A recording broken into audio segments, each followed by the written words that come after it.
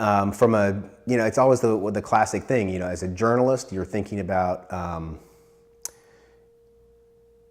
where do as a journalist, you always are thinking about the big stories, and it's where you want to be as a journalist.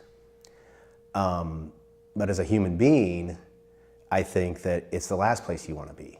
So there's this real dichotomy that plays out in thinking about, the human aspect of it, because as I was there, I made pictures of people coming off the buses, hugging people. Buses would come in, people would have reunions. Buses would come in, people would have reunions, and suddenly the buses weren't coming and there were still people waiting there. And that was really, really hard.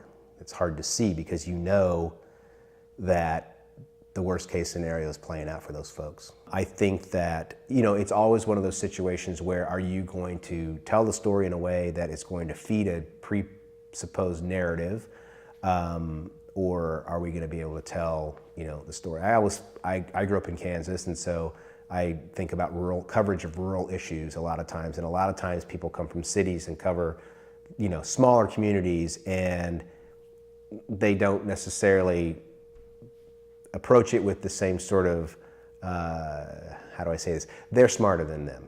That's the kind of the intellectual, it's sort of an intellectual elite thing versus the rubes. And I don't want to, I don't know if that necessarily happened, but I do think that, there's the sense that if somebody lives in a rural area, they're automatically, gun-toting, Second Amendment loving, blah, blah, blah. And I think that, you have to be careful about that. And I think that there was some of that happened. I didn't see a lot of it.